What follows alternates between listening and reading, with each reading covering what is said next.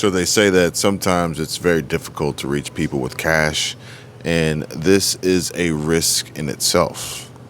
According to central banks, with a CBDC, you bridge the gap. You can reach persons who probably wouldn't have been reached originally. And this is them loosely tossing around that idea, that theory, folks, of inclusion. And according to reports, CBDCs are widely seen as having the potential to improve financial inclusion. Their words, not mine. Meanwhile, in some countries like Nigeria, for example, the people of Nigeria are not eager to embrace central bank digital currency. Violent protests in Nigeria reveal that getting average people to embrace central bank digital currencies, or CBDCs, might be more difficult than government officials would like. Many Nigerians recently took to the streets to protest a cash shortage caused by government policies adopted in order to push the country into the adoption of its central bank digital currency, its CBDC. And protesters attacked bank ATMs and blocked streets, and demonstrations turned violent in some cities.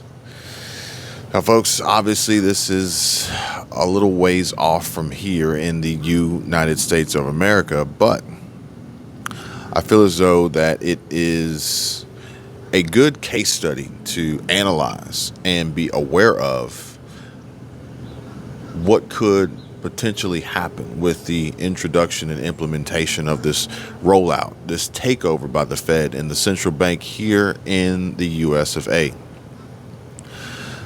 Perhaps maybe they will not enforce and impose the same rules and limitations that other countries' central banks have and will, but only time will tell. However, for us to become better educated, more knowledgeable, and have a plan and strategy to prepare for this, we got to know what's happening. We got to know what's going on. And most importantly, we got to have the truth. Welcome back, everyone. Welcome back, returning viewers and subscribers, and welcome all new viewers. We got a lot to cover in this video, so let's go ahead and get right into it.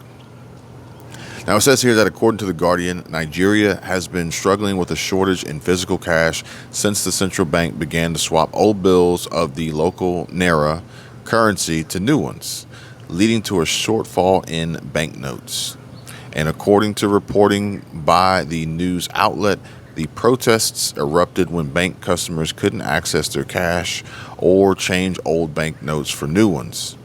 Tensions ratcheted up when the government set a February deadline to change old notes, citing that the problem is there aren't enough new banknotes to go around, and that appears to be on purpose. According to Bloomberg, which they called the policy demonetization. That's actually really interesting because demonetization is a term that we have been kicking around here when discussing YouTube content creation, content creators, and how they earn their revenues and their money, and what could potentially lead to demonetization, as well as the detrimental impacts as a result of demonetization. Whereas some creators actually rely on YouTube as their primary and only source of income, which is going to be a reoccurring theme in this video, I'm sure, but on my channel in general, that putting all your eggs in one basket is not, in my opinion, being prepared, which is why I strongly encourage diversity, security, and cash flow. Now, it says that according to the Associated Press, the Central Bank of Nigeria introduced the redesigned notes last fall, and the plan was to recover about 85% of the total currency in circulation outside the banking system. The Nigerian Central Bank said the policy was implemented to remove counterfeit currency from the system and to discourage cash ransom payments to kidnappers and other criminals. But there's an underlying reason for the new policy that The Guardian only mentions in passing. And it says here, and I quote, "The policy was to promote cashless transactions by limiting the use of cash for businesses." The policy was to promote cashless transactions by limiting the use of cash for businesses. The AP report also noted that the central bank said the policy would help make digital payments the norm. And what these corporate news outlets failed to report is that Central Bank of Nigeria Governor Godwin Emefiele, he said the destination, as far as I'm concerned, is to achieve a 100% cashless economy in Nigeria, which I would feel as though is on par with the United States, the Fed, our central bank, as well as others around the world. But it says that the issue isn't just the banknote swap, but in December, the central bank limited cash withdrawals to $225 US per week for individuals and $1,123 per week US for businesses. Respectively, this is 100,000 naira and 500,000 naira in the Nigerian currency. But it says here, thanks, but no thanks. And that seems to be the basic attitude of Nigerians when it comes to the central bank's digital currency. And I would say that that's probably already the sentiment here in the U.S., and it hasn't even rolled out yet. Executive Order 14067, pushed by the Biden administration, with rumors, news, information, headlines, all making waves, with speculation about potentially how this could impact so many people in this country, and more so in a negative way than a positive. I don't really feel as though inclusion should be a negative term, but yet it is. CBDCs exist as virtual banknotes or coins held in a digital wallet on a computer or smartphone. The difference between a central bank, government, digital currency, and peer-to-peer electronic cash, such as Bitcoin, is that the value of the digital currency is backed and controlled by the government, just like traditional fiat currency. But ironically, our currency is really backed by our belief. Granted, it's controlled by the government, but it's really not backed by anything but everyone coming to a collective agreement that a particular piece of paper is in theory worth something. So let me just pull this out here for a visual representation. We have all made a determination that this is worth something. Plain and simple. That's it. Now, what we have noticed here recently, and maybe this is more like it, as many Americans are struggling right now with the financial impacts of inflation. But that's just it. It says $50 US, but what is it really worth? And that's what we have been experiencing here recently, with massive amounts of skyrocketing inflation as we are en route for a recession. We're on the brink of a recession, the cusp of a depression, depending on who you ask. The Central Bank of Nigeria launched its CBDC called the e-Naira in the fall. Maybe ours would be called the e-Dollar. Maybe. And last October, Bloomberg reported that only about 0.5% of the Nigerians had adopted the digital currency. Ironically, about 50% of Nigerians use cryptocurrencies such as Bitcoin. And it's not that they spurn digital currency, they just spurn the government's digital currency, which I would feel as though we are probably on the same wavelength here. I've been active way more here recently than usual on Coinbase, and for good reason. Unfortunately, I'm not able to purchase XRP or Ripple on Coinbase, but remember, diversity, security, and cash flow. The Central Bank of Nigeria Deputy Governor Kingsley Obiora said people just need a little push from the government and they will embrace the e-Naira. Comment down below if you have any idea of what that push from the government would look like. I don't think it would be I think it would be along the same lines and similar push as we experienced at the height of the pandemic, backed by supported by companies like Pfizer, Moderna, Johnson and Johnson. Those elites, the WEF, WHO. The government tried, that was the other thing. If you wanted to get demonetized, go against the WHO. Instantly demonetized. You guys remember that. The government tried several schemes to incentivize the adoption of the CBDC, including offering a 5% discount to taxi drivers and passengers. It also lifted a restriction that required people to have a bank account in order to use the e-naira. But with those soft approaches failing to achieve the desired results, the government turned to more coercive measures, including limiting bank withdrawals and the currency switch, a policy that will effectively reduce the amount of cash in circulation. Now, folks, I am reading this for the first time with you guys on this video, so it's interesting to see how this develops based on my interpretation and pontification of what is likely to occur in the future. And there you have it. They just said it.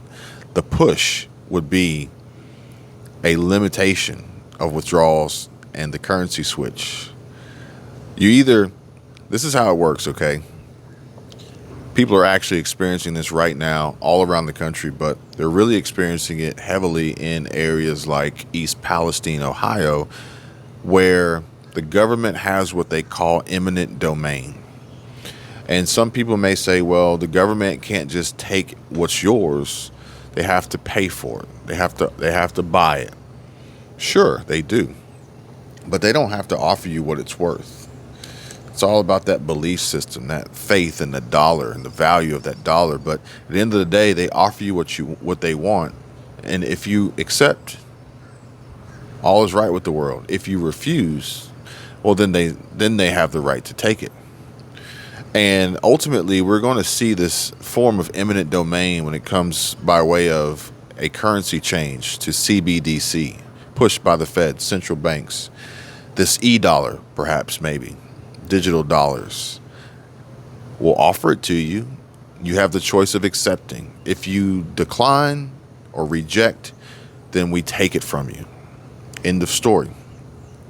Now it says that the war on cash here includes central bank digital currencies as being part of a broader war on cash.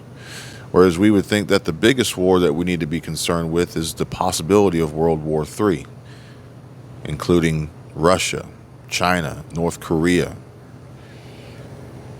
But instead, this war is on cash and will happen here on American soil. I hope you're all prepared. A cashless society is sold on the premise of providing a safe, convenient, and more secure alternative to physical cash. We're also told it will help stop dangerous criminals who like the intraceability of cash. I don't know if it's about intractability of cash. More so, I'm not a criminal, but I also don't want to be watched and followed and tracked and traced and under watchful eye, under Big Brother's thumb, although I've done nothing wrong. But there's a darker side, the promise of control. The elimination of cash creates the potential for the government to track and even control consumer spending, which is what I discussed with you guys earlier on a previous video about how CBDC could be used as a much more effective tool in the Fed's arsenal to adjust and control inflation, opposed to quantitative tightening or quantitative easing. If they set restrictions and rules and regulations on this CBDC, almost as if they're controlling it like you're on welfare, also dictating and determining where you can and cannot spend this money, and also how long you're able to keep it before it expires. We don't know just yet, folks, but based on the information that's being provided and shared, especially we have folks in Congress like Tom Emmer who's pushing against this, not only for the dangerous implications that may result in people losing a lot of money, but more so just for the fact that it's a huge, serious breach of privacy.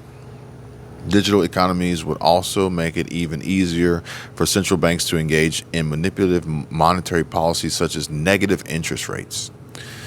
which we are already. That's the thing. This is tongue in cheek, folks.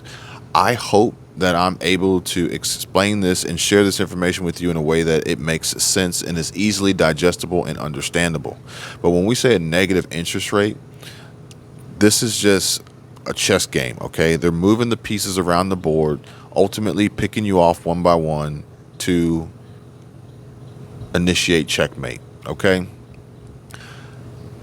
What we have now is the Fed losing some control by way of cryptocurrency and this runaway inflation that we obviously see that they can't get under control and hit this 2% annual target despite how high they're raising interest rates. Therefore, they want to regain all that control. So instead, we can manipulate your money through CBDCs, through e-dollars, through digital dollars. And then we don't have to fluctuate interest rates. We can just fluctuate when and where you can use this money and how quickly it will expire. We don't have to worry about inflation eating away at your money and savings. It's just sitting there idly losing its purchasing power and its value because our faith in this currency is being diminished. No, we can introduce negative interest rates on the money that sits in your CBDC account. Therefore, each and every day it's worth less than it was the day before. Now, it says here that Nigeria isn't the only country experimenting with CBDCs, and that's obvious. In fact, most countries are interested in eliminating cash. China, India, and the US have all launched pilot programs to test CBDCs. We're running through it right now with 12 large Wall Street banks in a pilot program, and it is moving towards being ready to be rolled out for this takeover. Now, imagine if there was no cash. It would be impossible to hide even the smallest transaction from the government's eyes, and you know they're watching. The new 1099K rule for any transactions over $600 between friends, family, peer-to-peer on apps and platforms like PayPal and Cash App, oh, they're watching. Now, it says here that something as simple as your morning trip to Starbucks wouldn't be a secret from the government officials. As Bloomberg put it, in an article published when China launched a digital yuan pilot program in 2020, digital currency offers China's authorities a degree of control never possible with physical money. I'm so glad that this article is pointing this out this way, and I'm really hoping that others are receiving it this way. I'm not sure if they're reading it, but that's why I'm here. I want to make sure you guys have access to this information and the truth. Now, it says here that the government could even turn off an individual's ability to make purchases. And Bloomberg described just how much control a digital currency could have or have given Chinese officials, where it says that the PBOC has also indicated that it could put limits on the sizes of some transactions or even require an appointment to make large ones. Some observers wonder whether payments could be linked to the emerging social credit system, wherein citizens with exemplary behavior are whitelisted or privileges, while those with criminal and other infractions find themselves left out. China's goal is not to make payments more convenient, but to replace cash so it can keep closer tabs on people than it already does. And this is an argument from Aaron Brown, a crypto investor who writes for Bloomberg Opinion. But folks, this social credit score, this ESG being tied to this CBDC, this e-dollar, this digital dollar, and dictating and controlling when and where people can utilize their funds, whitelisted or blacklisted, flagged accounts.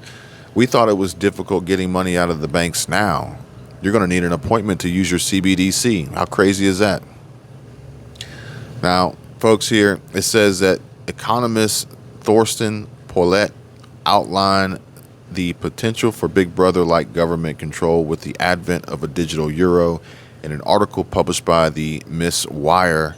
As he put it, the path to becoming surveillance state regime will accelerate considerably if and when a digital currency is issued. Coming to America? Well, last year, the Federal Reserve released a discussion paper examining the pros and cons of a potential U.S. bank digital dollar. According to the central bank's website, there has been no discussion on implementing a digital currency, but the pilot program reveals the idea is further along than most people realized. Ultimately, it would take a congressional act to establish a digital dollar as legal tender, and U.S. officials toyed with the possibility of a digital dollar at the height of the pandemic. A Democratic proposal for stimulus payments in the wake of the coronavirus pandemic featured digital currency deposits into digital wallets. You guys remember that, don't you? But Americans don't seem to be any more interested in digital currency than Nigerians. And when the Fed solicited comments on CBDCs, more than 66% of the 2,052 commenters were either concerned or completely opposed to the idea of a digital dollar. According to the Cato Institute, the most common concerns were over financial privacy, financial oppression, and the risk of disintermediating the banking system. And folks, the financial depression or oppression would be the inverse of inclusion. Folks, please continue to prepare. Diversity, security, and cash flow is important. All I can say is that I'm happy I'm making the right choices for my family, and I sleep better at night knowing we are protected. Free links down below in the description for anyone who is interested and everyone who's interested in diversification, Hard Assets Alliance, investing in stocks, getting free stocks, and cold storage wallet personal crypto keys protection.